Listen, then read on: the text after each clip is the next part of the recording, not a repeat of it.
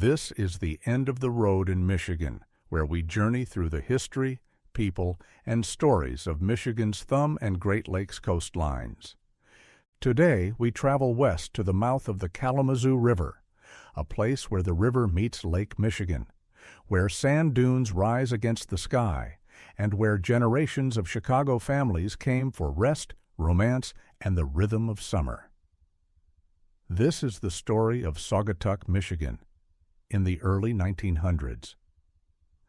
In the 1830s, settlers came here for lumber and the river's safe harbor. Schooners carried sawed timber across the lake to Milwaukee and Chicago. For decades, the forest was Michigan's gold. But by the late 1800s, the timber was gone. The mills were quiet, and Saugatuck stood at a crossroads. What remained, though, was remarkable. A wide river mouth, towering dunes, broad, sandy beaches, and a harbor deep enough to welcome ships from across Lake Michigan. These were not resources for industry, but for leisure, and in that, Saugatuck found its second life. By the turn of the century, Chicago was a city of smoke, noise, and relentless heat in summer. Those who could afford it sought escape, and Saugatuck, just far enough to feel like another world, offered exactly that. Reaching the village was an adventure. Vacationers boarded steamships in Chicago for the day-long trip across the lake, arriving in nearby Holland. From there, the electric interurban rail brought them to the river's edge. Others came entirely by train. And at the end of the journey, many crossed the Kalamazoo River by the chain ferry, a simple hand-cranked boat that inched its way across the current. By 1909, Saugatuck's summer scene had a crown jewel, the Big Pavilion. It rose above the river like a glowing palace, its high arched roof and 4 towers outlined with thousands of electric bulbs. Inside, Chicago orchestras played the latest music. Couples glided across the vast maple dance floor. From the balcony, onlookers watched as the light spilled out onto the river. On summer nights, the pavilion's music mingled with the sound of waves lapping against the docks. Days were for the outdoors.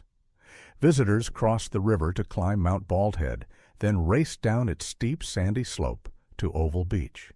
There were picnic lunches in the dunes, swims in the cool lake water, and long afternoons under wide-brimmed hats. Before the 1930s, there was no road to the beach. You got there by boat, by ferry, or by walking over the dune itself. Hotels welcomed the summer crowds.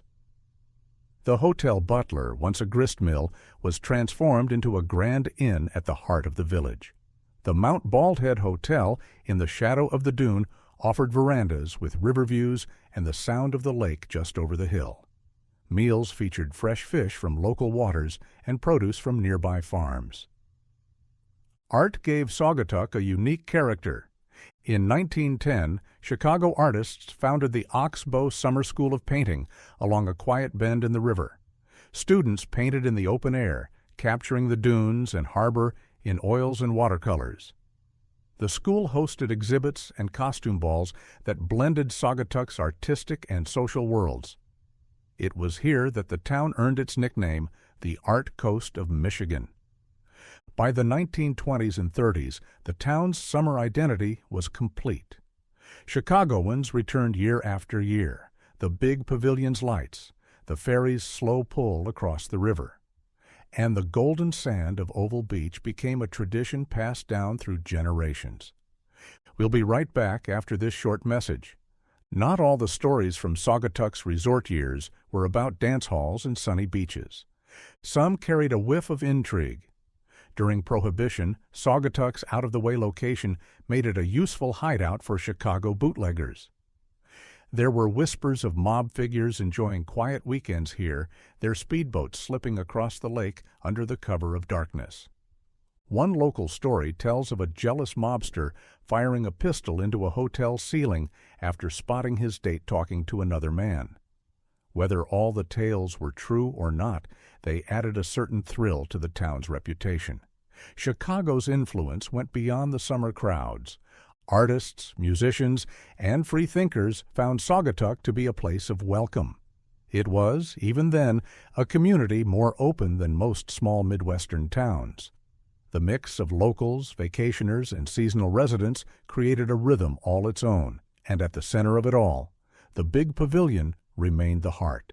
On busy nights, special late trains carried dancers back to Holland.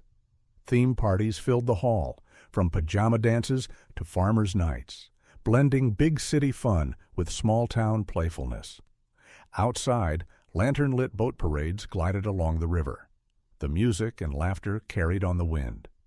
Over time, Saugatuck's resort era evolved.